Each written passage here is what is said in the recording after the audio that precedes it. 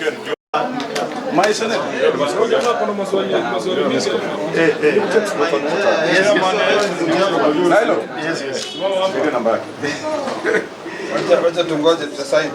That's a wonderful handwriting. Governor, if you didn't go to a nursery school, it looks like this. You didn't go to nursery school?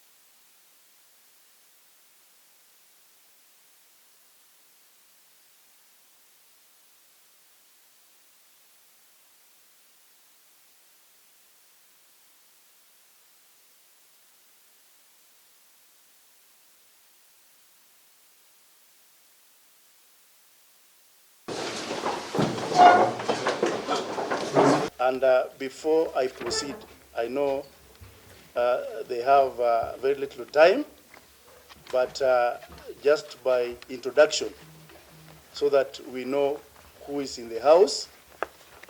And we are very lucky as a committee to host this important delegation headed by Chairman Mandago, Health Committee in the Senate. I'll start by introducing myself. I'm Chairman Maurice Ochieng. I represent people of Mountain View in Westlands, and I'm the chair of this Health Committee. I'm the Honorable Speaker, Ken Ngondi, happens to be the Speaker of Nairobi County Assembly. I've actually served in this county from the year 2007, being elected as a councillor, and subsequently I've served as the first Deputy Speaker from 2013, the first Assembly. So, as a pioneer, MCA and Speaker, for the period at least I've served, we have never received such a delegation ever since the conception of the devolution. So to me, this is quite passionate, and I really appreciate the gesture. And even the steps you as the Senate Committee on Health have taken to come and have a sitting with the Health Committee, and even to get understanding we govern one-on-one. Thank you, and feel most welcome. Honorable Speaker of Nairobi County Assembly, the Honorable Chair of the Health Committee of the County Assembly, Honorable Members, staff of the County Assembly of Nairobi, my colleagues, senators, ladies and gentlemen, good afternoon. Spare you 5 minutes and allow your members, because already some have already indicated their problems. I think before we go to sort other members of County Assembly problems of health, it will be in the interest of this committee to also deal with our members here, you know, work closely, even within the wards we have. So I think we shall allow you, Chairman, to make your comments. Probably allow your honorable members just a few moments, then we just give the Speaker and allow my members to make a few remarks. Thank you. Thank you, the Chair for Senate. I will just request some 10 minutes, because this is a rare opportunity that we are getting to, as oversights of the county and the national government. I will just request 10 minutes. Then my members, you also give them, because they also have some input. Then we proceed. the Senate, welcome to this important meeting. Our mandate as a committee is well stipulated in the standing orders, and when we did receive the letter informing us of the inspection tour to health facilities in Nairobi City County, especially in Bangathi, Mama Lucy, Pumwani Maternity, which is to take place today, cognizant of the role that the Senate as the oversights and this health committee as the oversights of the county executive, we did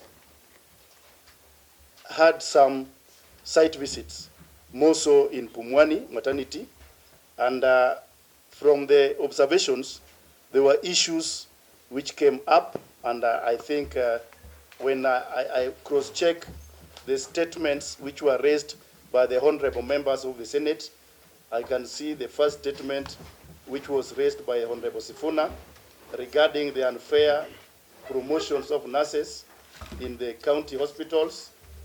I've also gone through the question which was raised by Honorable Senator for Migori,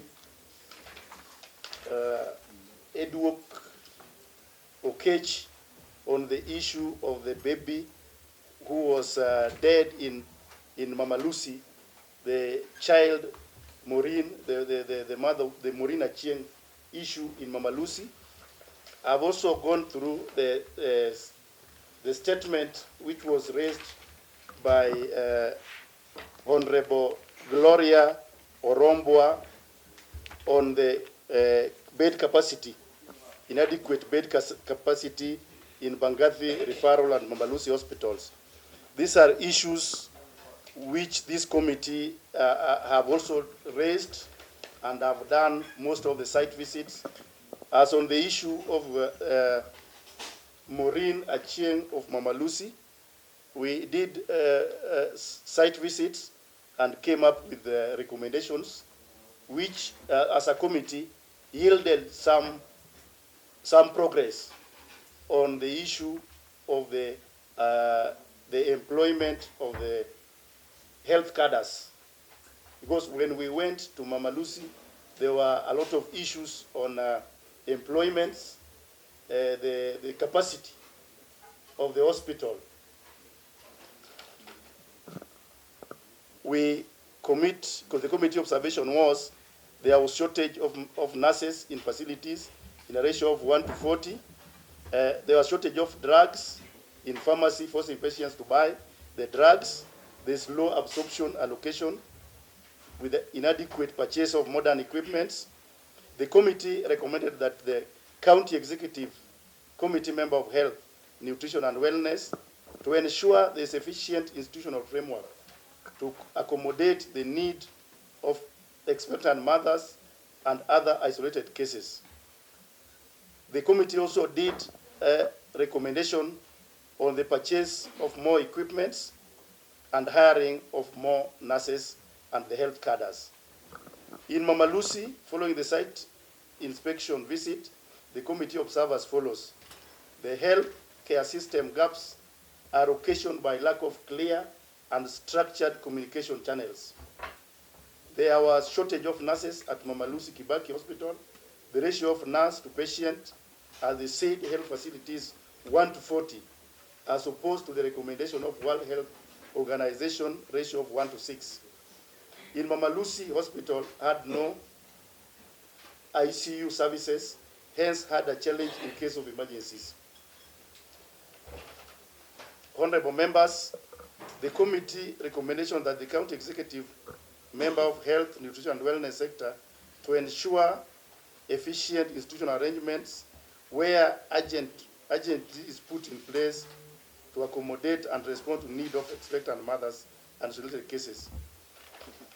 In conclusion, this committee, we hope that the site inspection of the honorable senators will address the problems they find, and there will be a collective effort to improve hospital management and ensure quality health care for all residents of Nairobi. We are also looking forward to increase access to health care in our facilities, to improve patient care, in investment in new equipment, technology, and infrastructure, increase skill professionalism and compliance of having policies and regulations that guide the operation of the hospitals.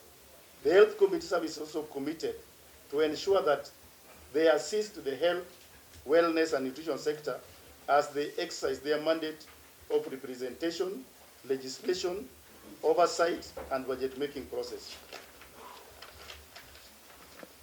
Just to sum up all that this committee is committed, and as this committee, we do some site visits, and the challenge that we have, there are so many challenges, which I think with the short time that we have, we will be unable to count the challenges. And there are some achievements that this committee has made sure that the executive implement. Like recently, we did employ more than 6,000 health cadres.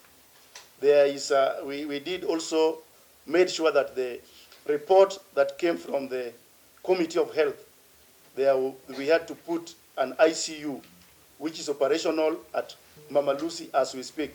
Because if we did have that ICU, the issue that was raised by Honorable Adumuk, the senator for Migori, for the late Maureen Achieng, it wouldn't have happened because the patient had to be transferred to another county because of lack of an ICU.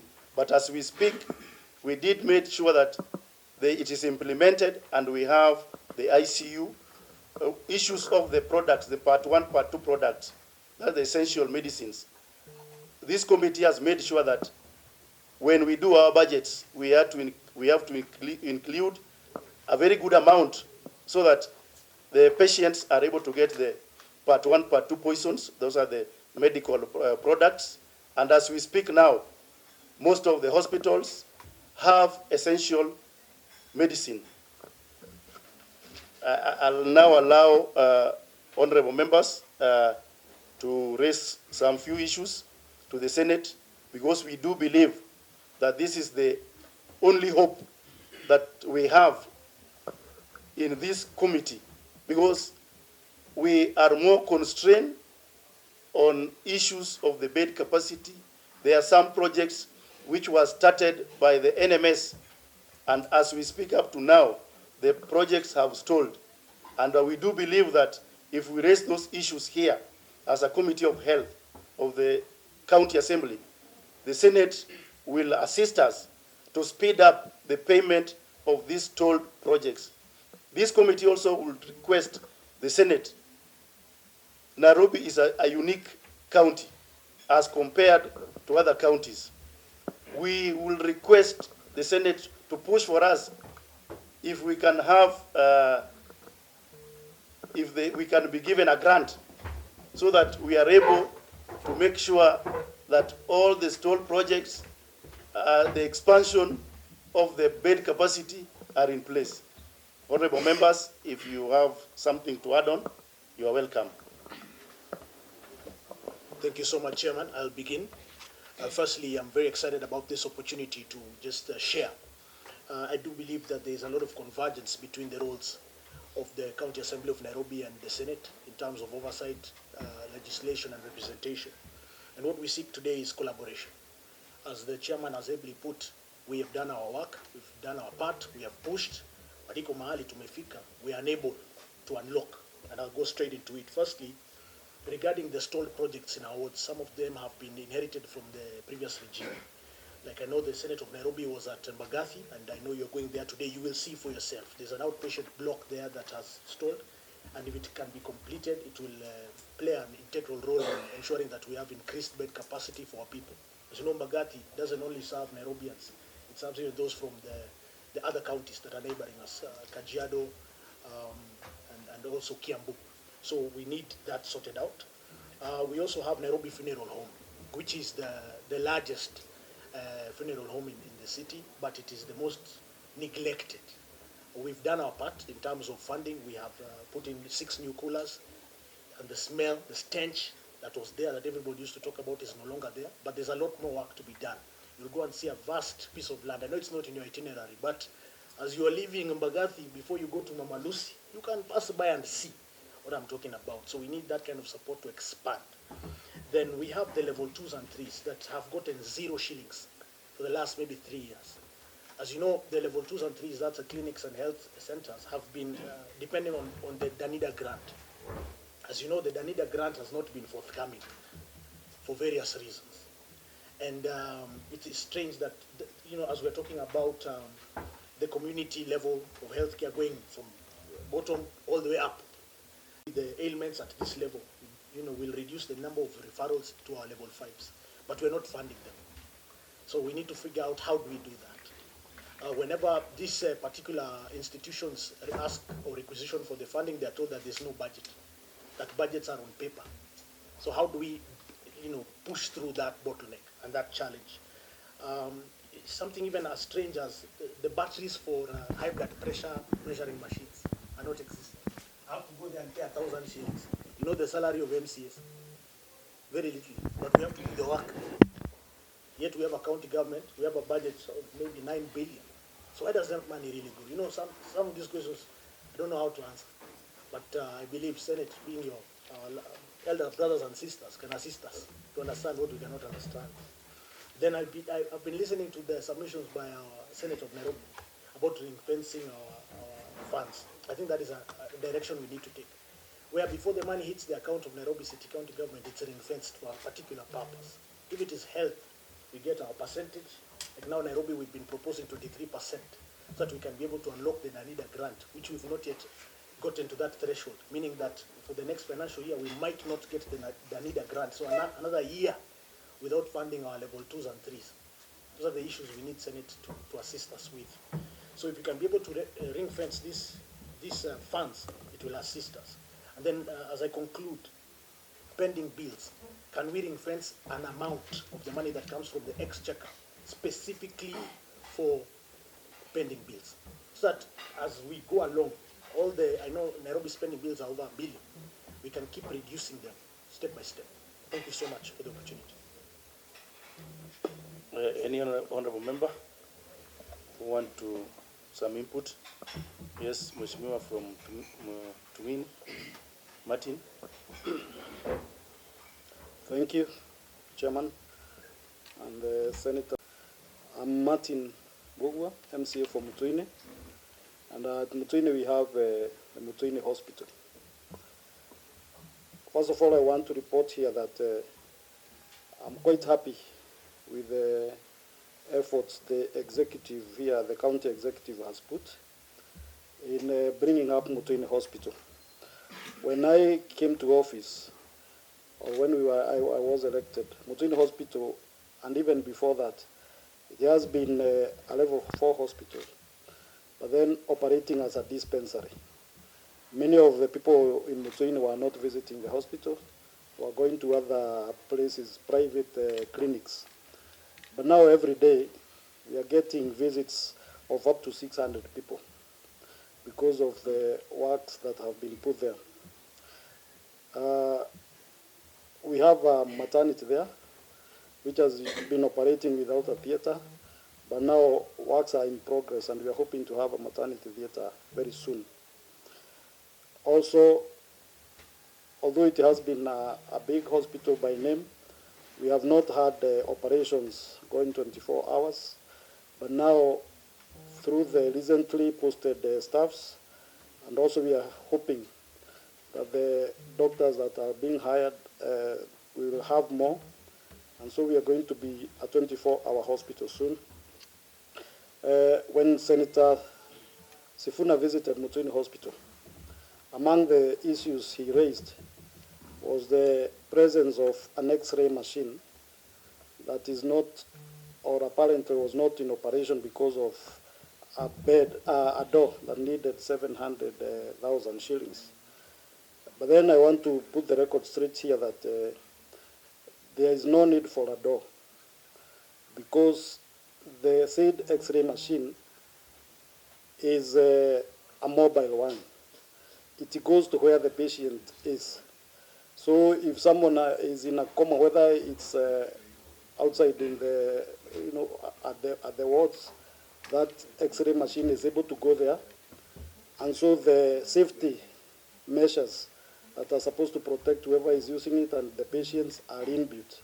So I believe that's information that he was given, but I think it was in error. I don't blame him, because that's the information that he got from there, whoever told him, but that X-ray machine works. The problem we are having at Mutwini is the NMS projects. We have a building there that is supposed to be the main hospital, but then for reasons, or we are constrained by the fact that the contracts were signed by NMS, which was housed at the national executive, and so we have not been able to get those buildings progressing from our side. And so that is where we need a lot of help, a lot of your input, a lot of your push to ensure that those contractors are paid, and so that they get back to site, or so that we are allowed to have other contractors going on with the projects. Thank you very much. I think I'll give 2 members, because the team want to go to the site visit and see for themselves. I'll give Karani. Okay, thank you, Chairman. I have a few maybe observation and observation to make. First, I would like to appreciate our guest today. Number one, I think in Nairobi, you remember we had a fire incident in Embakasi area. And that is the time, as a member of health committee, I opened my eyes. We had around 700 casualties. And the nearest hospital was the Mama Rusi Kibaki Hospital. And first, the response was not that very fast. It is only Red Cross that came in rescue. So come to the hospital, and I'm trying to address the issue of emergency response to our health facilities. When we took the patient there, there are no sufficient drug to handle such huge number of casualties. So that is one issue, I think, as committee at both county assembly and at Senate level, that needed to be addressed. In the case of emergencies, our facilities are not able to handle that huge of influx. Number two, I would like also to address the issue of NHIF and the Rinda Mama disbursement. So most of the time you find our facilities are resource-wise constrained. The last one, Mr. Chairman, I've said that in Utawara Ward, we don't have a public health facility, and it is true. One, the land was grabbed, which we are able to reclaim. Secondly, when we reclaimed, and we are in last assembly, we managed to have it advertised in 2021, 2022. Then you find the contractors, they are not willing to take these county projects, simply because county is not able to pay. So the question is, every regime is creating pending bills, and we are not able to address that issue of pending bills. So the issue is, how are we going to structure, or what, how should we come up with proper financing model for all this sector? Because that is one thing that is really retarding us or putting us backwards. Thank you, Chair. I'll allow 2 members, but not more than 2 minutes. I'll start with Honorable Mutumishi, who happened to be a board member of Mama Lucy. And please don't repeat yourself. What has been said? Thank you, Honorable Chair. So again, I'm the area MCA, Komarok, as I have said. So mine is to first say thank you very much for having this great opportunity to share with our honorable senators. Now, in Mama Lucy Kibaki Hospital, where we happen to offer services to over 1,500 patients daily, to even 3,000 daily. We have an issue of some pending bills, as we have said, as it has been mentioned by our chair. And mine is to talk on that NHIF 178 million, and we have stored project in Mama Lucy. So you can imagine, if we can get this money, we are able to do very many and sort out very many problems in the hospital when we have it. I request, if possible, through this committee, the pending bills, the NHIF, the Linda Mama, the NMS pending bills, you are the people that represent us also in the national level. Help us to get this. The other issue is the missing of specialists. Like we don't, in Mama Lucy Kibaki, we don't have neurosurgery, we don't have hematologists, madaktari wa roho, radiologists, and pediatric surgeons.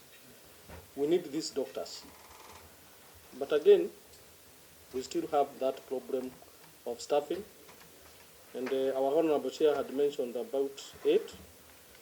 Finally, one day I also heard Honorable Senator Sifuna talking about the issue of the mortuary. Our mortuary have got a capacity of 42 bodies, Honorable Chair. But in the last about 2 weeks and even now, I believe it's above 150 bodies. The issue is because of the procurement processes of the budget allocations of our projects, of the expansion mortuary project. I request this House or this Senate and our Assembly Committee, let us put more effort on this issue of procurement processes. And if possible, if we have these big projects, Honorable Chair, I would suggest, as the member of County Assembly representing Common Accord, when we have big projects here like infrastructure, kujenga hiyo such buildings, why don't we just arrange whereby we can be getting that money direct to the facility accounts instead of going all this procurement process to bring a lot of confusion, and finally you end up finding tumetoka from the year we did the budget to the other year, we have not yet received that money. So me, I don't have much, but to keep on saying we are trying, we are doing the best as the board in Mama Lucy Kibaki. And thank you very much, and God bless you. Pato. Thank you, Chair. Mine is first to applaud the Senate, led by His Excellency Honorable Mandago. Actually, Chairman, we should learn from this. The next time, we should also go to the Senate committee so that we may feel motivated. So, Honorable Mandago, when our chair writes for you that letter so that we can come and learn much from your committee meetings, I believe through our Senator Nairobi, you shall accept it. Thank you. Health cannot be health without funding. And much of what Nairobi is suffering at the health sector is due to lack of funds. Because the reason as to why the Senate committee requested to visit Mama Lucy, Mbagathi, and I think Mutwine, is because these health facilities, they charge something for them to be able to do their day-to-day runnings. Actually, all other health facilities in Nairobi do not charge anything. And sometimes we lie ourselves when we go to the people telling them that Nairobi is offering free services. Yet when a patient gets in that level 3 hospital, which is there to decongest Mama Lucy, when he is being clerked by the doctor or by the clinician, and the clinician cannot diagnose without sending the patient to the lab, then there is no lab reagents. Then the only thing that he will do, he will go to the nearest lab outside there, pay 700 shillings for a lab test, then come back to the clinician. Then because there is no medicine, he will go back outside there at the pharmacy, buy drugs for 1,000. So at the end of the day, the patient ends up using 1,700 shillings. Yet we are saying our facilities are free.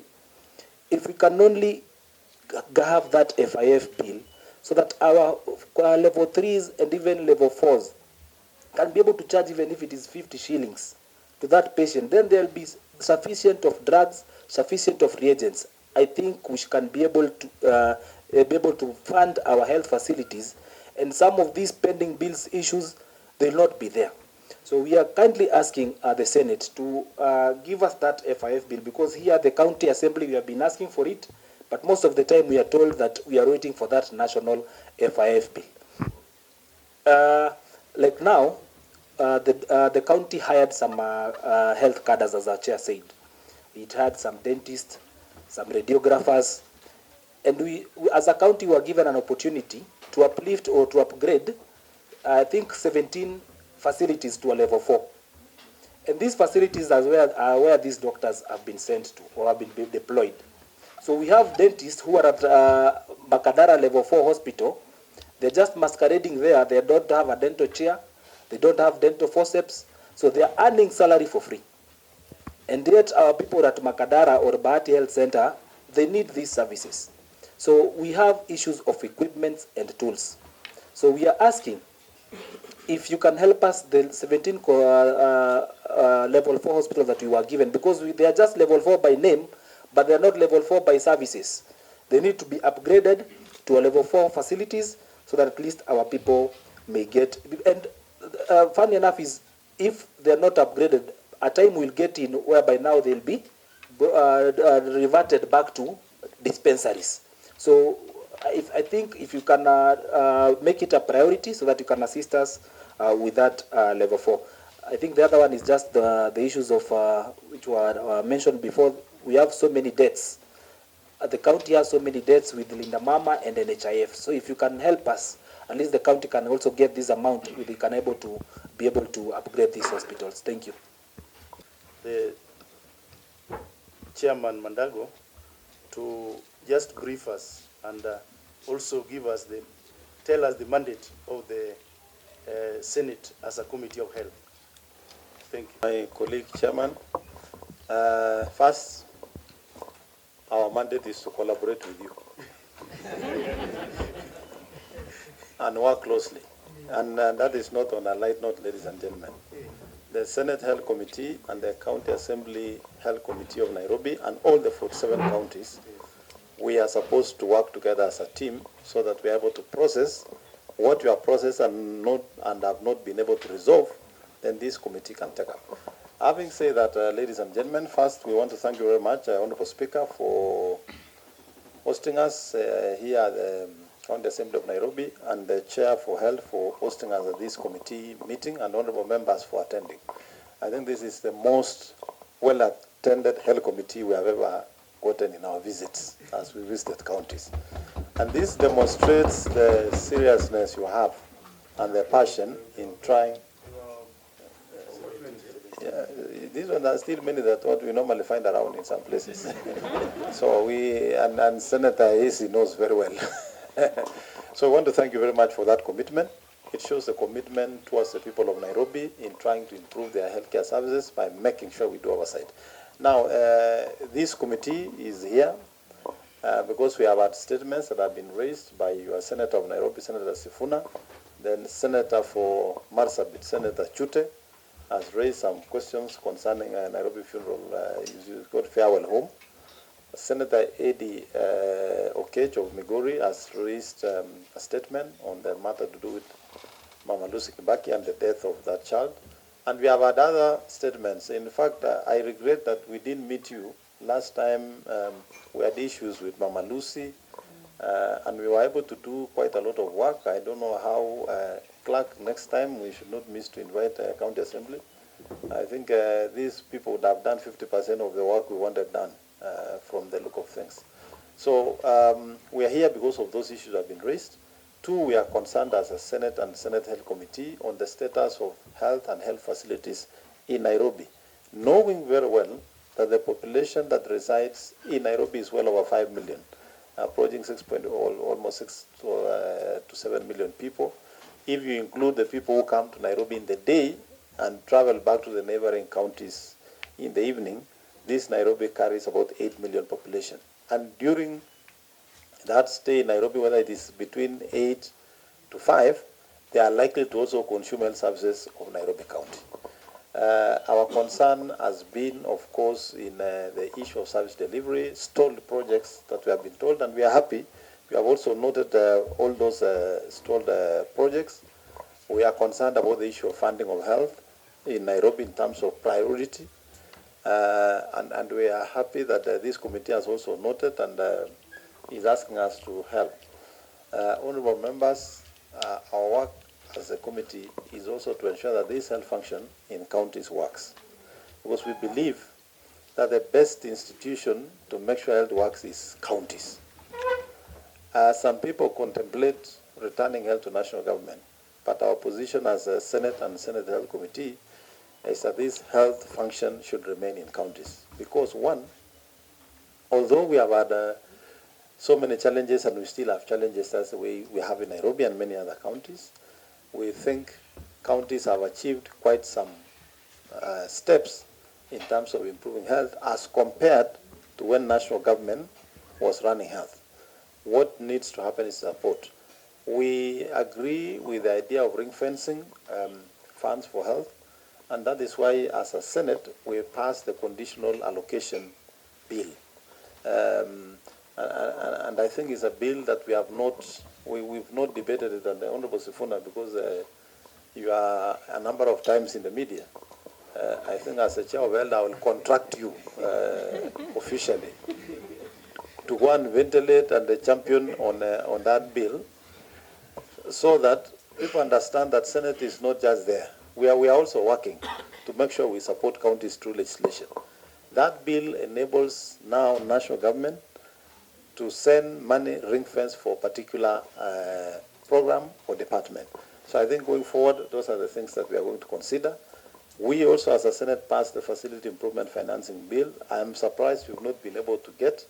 So I'm directing our clerk to make sure that, because Nairobi County Assembly is 2 minutes walk from the Senate, please make sure before tomorrow midday, the clerk of this committee, in fact, please, clerk, make sure you meet with your colleague there, avail to this committee that bill that we have already passed, so that you can now utilize that bill and make sure that the facilities have their funds. In fact, now that you have money that is pending, you have NHIF owes some of your facilities money.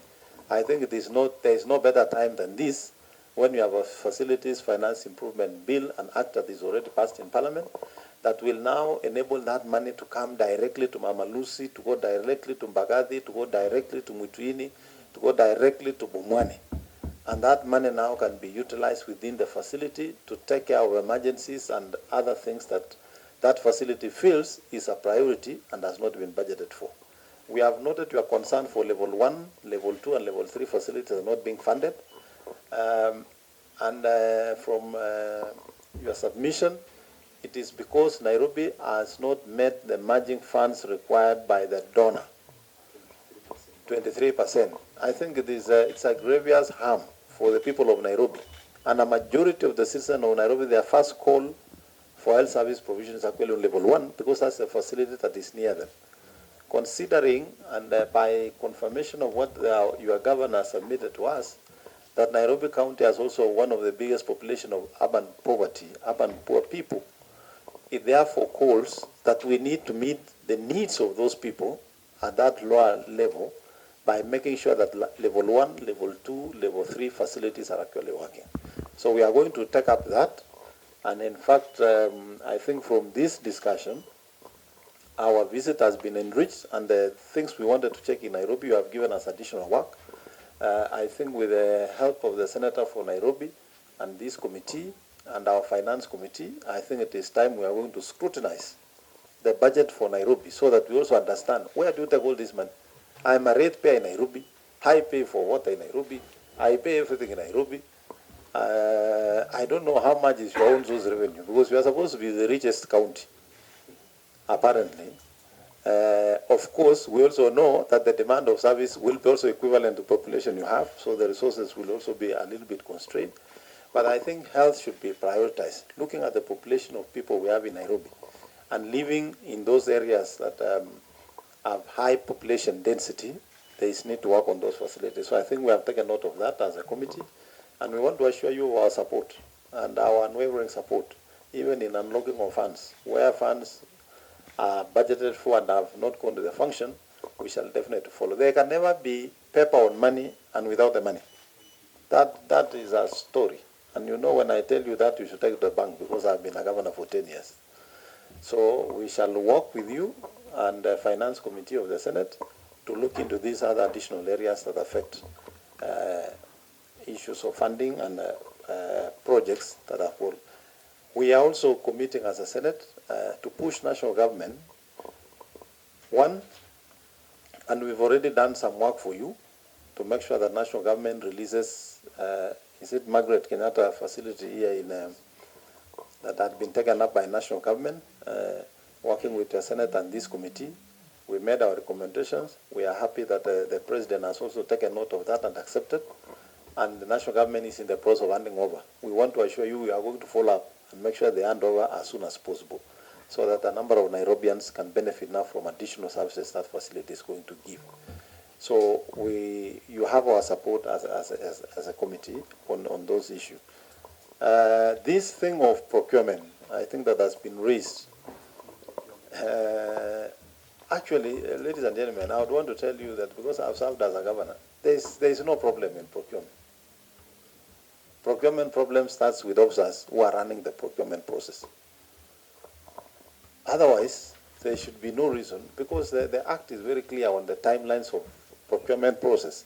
And if the first procurement doesn't work, or for some reason you didn't get a bidder, you just have to repeat the process. It cannot take a whole financial year. And it is quite unfortunate that we have a ward without a health facility. How can Nairobi be talking to that? So what shall we talk about now when we talk of Mandera, Marsabit? And I think probably, so I think the officer is responsible. That is another question, Senator Sifuna, now, that we have to take that matter up. We cannot procure one project for 3 financial years. There is definitely a problem that needs to be done. But with the conditional allocation of funds, I think what the governor of Nairobi and the executive will then have to do is take advantage of that piece of legislation and send the money to that facility, then do procurement from that facility. If at the county level, the procurement process has become a little bit of a problem. So I don't want to say more than that. I will allow my colleagues to also make a few comments. We shall be visiting those facilities, and I hope this committee will accompany us. You know, we have gone to some counties where MCAs don't want to associate with the Senate Health Committee because they fear that the governor will withdraw some privileges.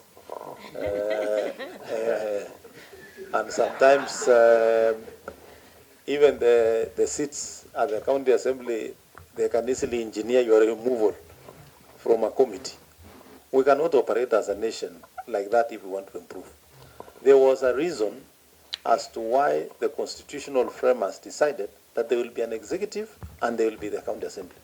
There was a very good reason and reasoning behind the need to have oversight of the executive to make sure work is being done. And ladies and gentlemen, oversight is not witch hunt. What we need to do is diffuse and separate politics from oversight. Let's stick to the function. If you are an honorable member of county assembly of a ward or a member of this committee, and we are investigating a stalled project in Bagathi, we want to concentrate on the stalled project, why it's stalled, where did the funds go. If the officers from the executive who are culpable of having misused those funds, then the governor should just simply take action. And that should not be misconstrued to mean members of county assembly are fighting the governor, or the Senate is fighting the governor, or when Senator Sifuna visits some facilities and finds there's a problem and it is raised, it is misconstrued to mean he is fighting the governor. No. Everybody must do what they were employed to do. The people of Nairobi County employed you to oversight the executive of Nairobi to make sure services are delivered. We were employed at the Senate to make sure we oversight the counties, to make sure services are delivered. And when the term comes to an end, we shall be evaluated in the performance of our work. So what I want to ask members of County Assembly is you must do your oversight, but we want to do oversight that is not laced with politics. You know, when we become clear on the issues in our reports, in our comments, then this thing of suspicion will come to an end and everybody will be able to do their work. So I want to encourage you, and I can see you are very courageous enough. When I said you are easily likely to be removed, everybody laughs. So Chairman, I hope when we leave here you will not. But you are protected. The Secretary General of ODM is here, and if there should be any changes, the Secretary General will have to sanction. So you are lucky here. Some guys have not been lucky in other counties. But we really take exception when governors engineer removal of members simply because of performing their work, like what they have done in some counties. That is contempt of oversight, and that is actually not in sync with what our constitution envisages. So, honorable members, I think we have opportunity to make a few comments. If anybody has a comment, I shall allow you. Vice Chair. Thank you, Chair. Mine is a question to the Chair Committee of County Health. So far, how many county visit facilities, county facilities have you done? Because I heard MCAs, each one of them is just highlighting the problem of their ward. So is there as a committee so far that you have visited the number of facilities? Thank you, Vice. From my statement, and I did say we have done the level 5 hospitals. We have visited 3 of them. The level 2, 3, 4, we have visited 2.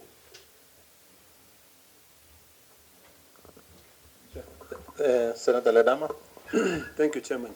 Chairman, when we first walked into this building, the lower levels, the Speaker wanted us to see the Assembly.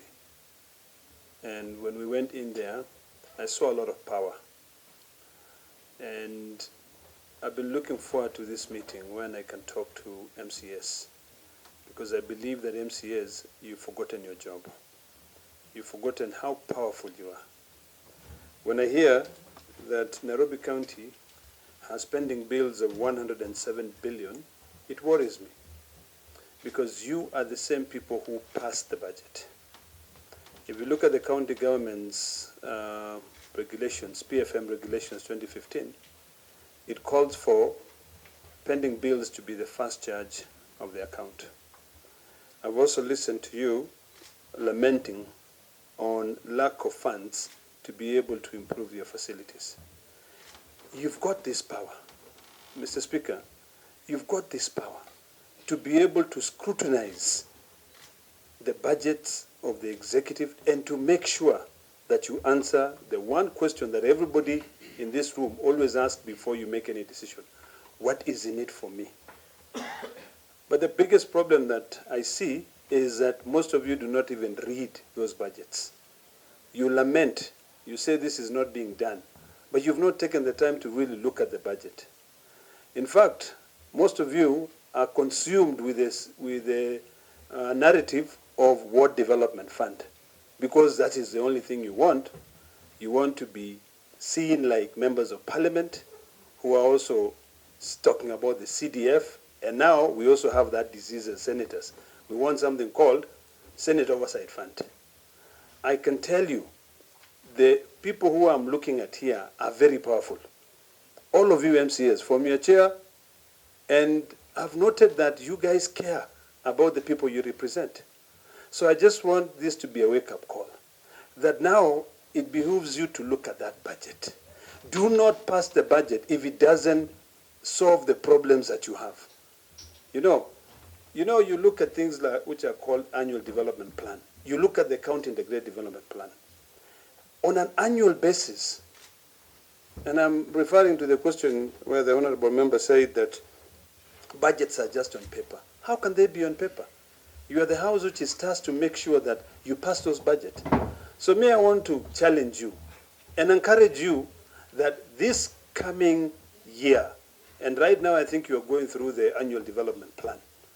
You're taking it maybe through public participation so that you can be able to now read the budget of the executive. Don't waste your time. Take your time in the health committee and say, what is the problem that we have here? You're saying you have problems in the funeral home. You have the ability to resolve that. You also have the ability as an MCA, not just as a member of this health committee, to influence how the budget is going to look like. Remember that Governor Sakaja cannot do anything without your consent. He can't. But we forget that because we are human beings. We want to care about our own pockets, the benefits that we get. Just remember that our time will come and it will go. This is our time now. It will pass. Will be forgotten. As you can see, this is the only house which is actually still remaining. This committee room, there are members who have sat in this committee room, and they're already gone. They're all dead and gone and forgotten. So I think the key most important thing is for you now to say, we want to get these Danida funds. So the first thing we're going to do, Mr. Speaker, is to make sure that our health budget is above 23%, so that we can unlock these Danida funds, and then we will not lament again to say our facilities are lacking. We don't have this and this and this. When you talk about the issue of pending bills, I want to tell you that we have a motion which is coming up, which is sponsored by yours truly, to compel county governments to pay pending bills. These toll projects, and in fact that should be, if you really want to leave a mark in this country, I want to beseech you and request you that in this, you'd rather spend a whole year, to tell you the truth, not having built anything in this county called Nairobi, but you clear off the pending bills. I was just consulting with your senator, who is very diligent, I can tell you, and who cares, about the welfare of the people of Nairobi, on a decision by the High Court today, whereby there is a law which was considered unconstitutional, making it possible now for anyone who is owed any money by the government to sue and attach that property and then actually auction it. It is very dangerous. So now, since you are the people who, I'm a resident of Nairobi as well, apart from being the Senator of Narok, okay? You are the people who we are looking up to make sure that you put order here. That house, when you sit in that house, don't just think about your small salary and the benefits that you're getting. Ask yourself, what mark am I going to leave? Because you have that power. We don't have the power that you have to go through the budgets. As guys, we come into oversight. But you guys have got two powers. You pass the budget, you look at the budget, but I dare say most of you don't even look at it. Maybe you only look at one item, now you forget. So I think I'll stop there by saying that please look back. I've shared a copy of the Facility Improvement Act in our group, so maybe you can send it to the chairperson, so that we can at least make this, let's wake up. Let's do it ourselves. So that when Ledama is dead and gone, or the speaker is dead and gone, at least people will remember that they did A, B, C, D, because we will all leave this institution the way we found it. Let us be our brother's keepers and actually mean it. Thank you, Mr. Speaker. Senator, don't worry. Senator Chute. Yeah. Thank you, Chair. And I'll kindly request the honorable members, I think we need to be brief. It's already 3, and we have 4 facilities to visit. I don't know how we shall make. We don't have much time, yes, Chair. I just wanted to refer to what Senator for Woodley has said earlier. He didn't mention the statement I've made about Nairobi Funeral Home. I made a statement, and I'm here because of that statement. And I don't know if we have enough time to go and visit the funeral home if we are going to start with Nairobi Funeral Home, then I want you to accompany us, if possible, because we are having the same concerns. Thank you, Chair. Chair. Chimera. Thank you, Chair. I think much has been said, and our able Chair has summed it all. Mine is just to remind you that you're in a very powerful committee at the County Assembly. There's a committee that you need to take pride in and really work towards making sure it succeeds, then it's this committee. Healthcare is a very serious issue in the country, and I know you are probably aware of the discussion and conversation on reverting the function back to national government. So we want to see you as the first Tier 1 oversights doing your work. I think, Chair, we've come from a meeting with the executive side, and what we've been told there, and Senator Sifuna can agree with me, the CEC Health and the executive side was telling us a very glorious situation of the county state of affairs in terms of the facilities. Now we are telling a different story. So this was a good anchor point for us to meet with you, and I believe, Chair, perhaps we need much more time with these members so that we can be able to collaborate on future areas of cooperation. Thank you, Chair. Senator Sifuna. Thank you very much, Chair, the Speaker, and the Chairperson of the committee in the Assembly. First, I want to dissuade the Honorable Lekina. These members of the County Assembly in Nairobi are not like any other MCAs anywhere in the country, and the Chair has even given a few tidbits as to why there's a different crop of leaders in Nairobi. I am very, very proud of the members of the County Assembly of Nairobi. None of these people has ever been found to have passed something they don't read. And you know what the conversation in the country right now is. You have people who hold consequential positions, make decisions on the floor of the House without ever having read that document. This is not part of that group, Honorable Lekina. I am very proud of the MCAs in Nairobi, Chair. And it is for various reasons. These people understand their constituents and their areas of representation. And we have a very harmonious working relationship. Most of the times when there are issues in their areas, you will see them coming forward to even offer support. We do joint oversight here in Nairobi. The Honorable DNG from Woodley can attest to this. When we go there, we want to see these projects being completed. And it is for the purpose of all of our people. So when we do oversight, as the Chair said, it is not supposed to be interpreted as something negative. And oversight has many layers. Honorable Mbugua, for instance, when I go to Mutuini, my responsibility is to ask, if you are calling this an X-ray room, can you show me the BOQ for an X-ray room? Because an X-ray room is not the same as a store where you're putting, say, cereals for the school feeding program. That is just the honest truth. So when I went there, another example, you go to Dandora Stadium, Chair, if the governor tells you that this is a 12,000-seater stadium, you have the responsibility as an oversighter to count those seats. And when you count the seats and you find there are 12,000, you should look at the BQ and ask, did they say we were going to put metallic seats or were they plastic seats? The money that has been paid, what was it for? Was it for concrete? Was it for plastic? Was it for mabati? That is how deep you have to dive when you go into questions of oversight. So it is possible for you to be told there's a structure here. And you go there and you find the actual structure. Your responsibility does not end there. You cannot walk away from that structure without asking those questions. Who is the contractor? How are they contracted? How much money has been paid? If we had paid for X number of windows, the designs had 5 windows. Why do we have 3 windows? Why do we have 7 windows? The mandate and the scope of oversight is very, very large. So when I go to a hospital like Mutuini and I found you have built something called an X-ray room, what does an X-ray room mean? You cannot build an X-ray room for a mobile X-ray. What are you doing with the X-ray room? That's wasting public resources. It was built for us to have an X-ray room. X-rays must be happening there, inside that room. So what are the requirements for an X-ray room? That is how deep this question of oversight should go. And Chair, this Senate committee and the Senate generally has been very supportive of this assembly. Anytime that you have come before us for any support, we have always offered it.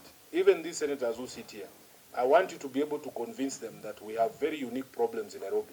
So that when the division of revenue comes this year, Honorable Mandago, now that we have proposed we are going to vote for 415 billion, please don't abandon us, the people of Nairobi, because you know we need that money. If we get the 415 billion, I can assure you, members of the County Assembly of Nairobi, we will get as a county an additional 2.5 billion shillings, which you know will go a long way in trying to sort out some of these things. When the Assembly came before us, Chair, the Budget Committee, to request an adjustment to the ceiling of your budgets, your expenditure budgets, we were accommodative enough. The Chair of Finance did the same. Even now as we speak, the Chair has told you about the bills we have passed on the conditional allocation and even on the FIF. There's already another bill, and these are matters when I come to address the Assembly, we will go through them with you. There's another bill for independence of the Assembly, so that you don't feel that, you know, you are controlled by the county governor, that in fact the resources for the operations of the Assembly will be coming straight directly to the Assembly. So every time, and all the welfare issues of MCS, this Senate has been very supportive. So, Chair, for me, really, the proposal that we have made, even with the meeting with the governor, is that there is no need for us to talk about new maternity wings at Mama Lucy, for instance. If there's a building that has stalled there, we need 50 billion for us to clear that, and the project continues to conclusion. If you go to Mutuini, he has told you himself, he's the MCA there, there is a stalled project at Mutuini, and the story is repeated everywhere. Even in Bagadi, there is a stalled project, and you will see it to expand our outpatient department and other services that we need.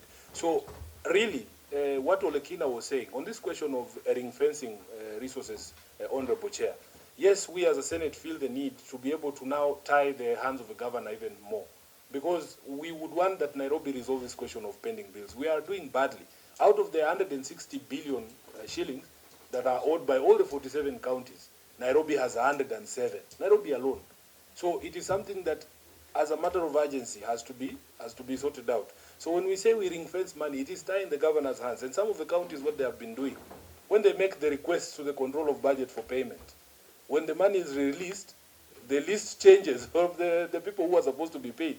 You'll be very happy as an MCA to see that money has been allocated for a project. But when it comes to payment, pesa inaenda side ingine.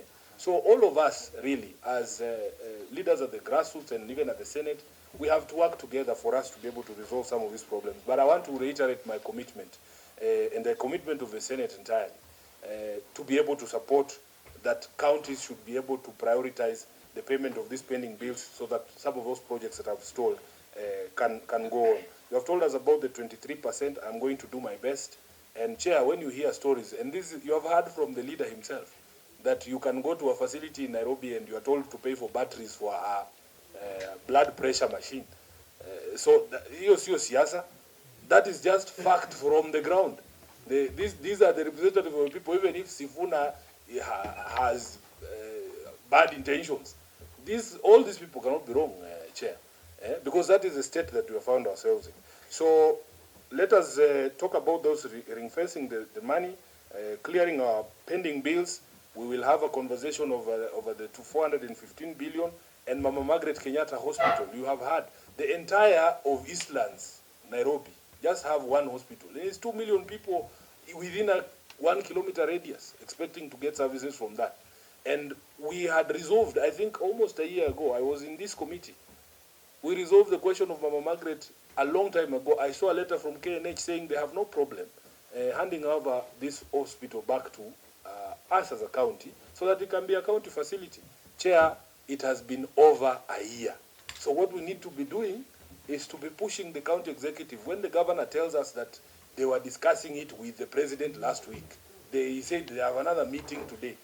Please ask for minutes of those meetings. We want to see how, because some of us are never welcome to State House for various reasons that are apparent to everyone. I am sure these members would want to know. I don't know if you go to State House. I speak for myself. I don't go. So when the governor says, no, I don't want to come, what you do, Chair protects me from Honorable Chimera. What we do, Chair, is we want to see progress. When a matter has been resolved, there are very beautiful recommendations that were made by this committee of Mama Lucy. You have heard that the management has implemented some of them. So we would want to see where these conversations are heading so that we can all be on the same page. So other than that, I want to thank you on behalf of the people of Nairobi for choosing to spend the day with us to understand our problems, all the beautiful recommendations you have made previously. We are hoping that you will continue. And Chair, you know I am available. Any crusade you want me to go on, on behalf of the people, I am available. Mimi, yes, anywhere, any platform, anywhere you want me to be able to advance the cause of the people, you know that I am the man for the job. Thank you. Thank you very much. So I think before we close, we have Honorable Speaker here who has not said something. But allow the Speaker at least a minute. Chair, mine will just be closing because representative, and we are very proud of Honorable Senator Sifuna. He is a top brand and one of the top brands in the country we have. We are very proud of you, and even the entire Senate. You guys are doing a good job. But again, from my side, members from the Senate, I can assure you that these great representatives from various wards are really doing a good job. They have got the will, and not necessarily the will, but the effort to make sure that things move towards a good direction. So with the effort at least, and you have injected the spirit to make sure that things work, I hope they will be very passionate and positive to make sure that all that is said here is implemented. Me as the Speaker of the County Assembly, I'm always very ready to facilitate them, to make sure that they work for the people of Nairobi.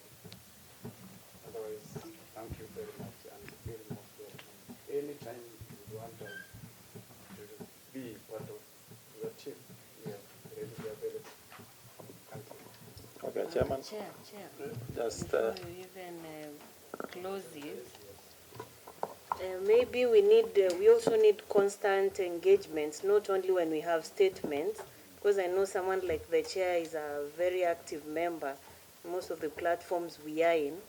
So we need constant engagement between the County Assembly Committee and our committee, not just when matters arise.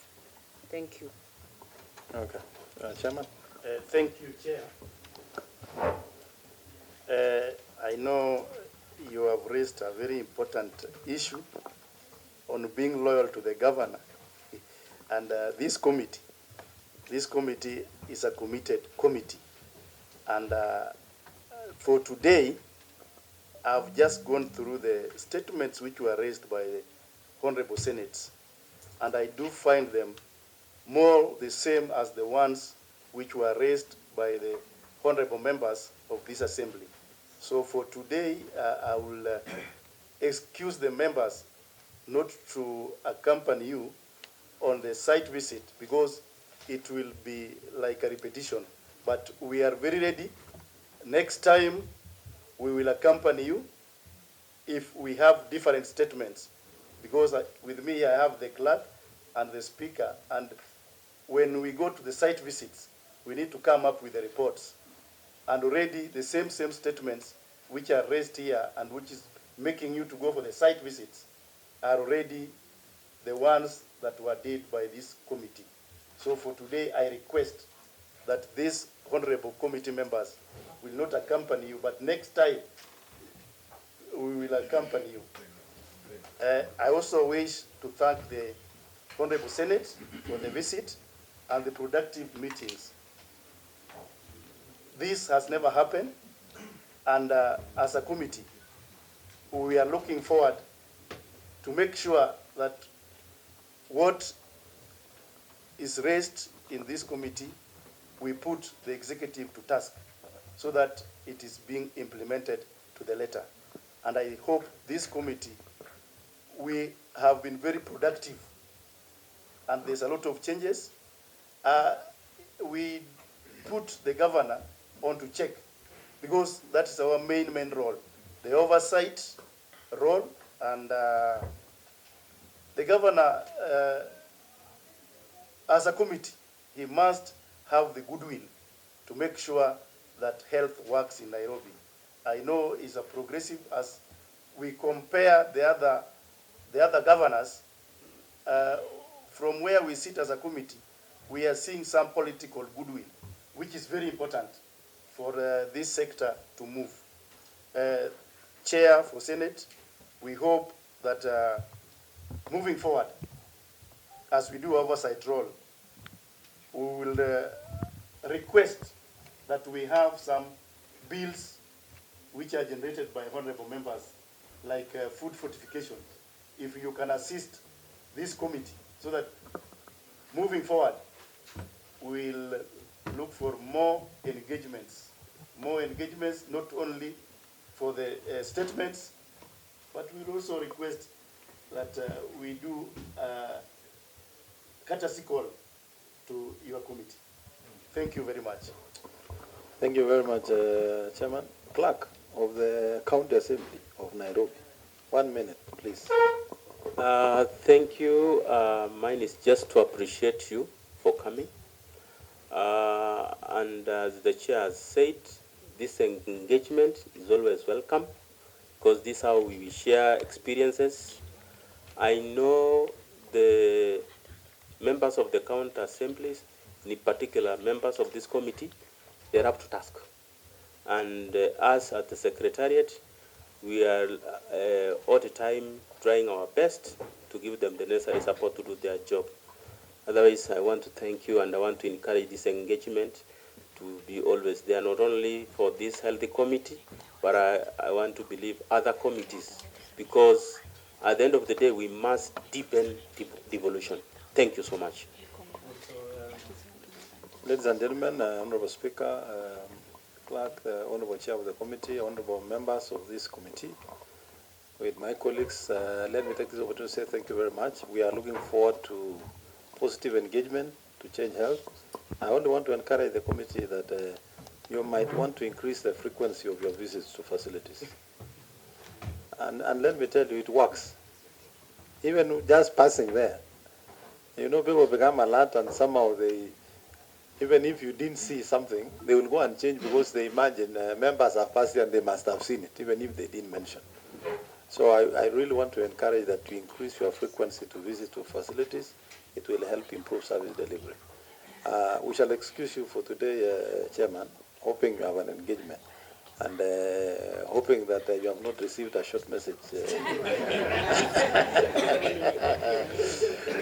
But from the engagement, I have seen these are men and women of substance and commitment, and we trust the work that you do, and we shall continue sharing.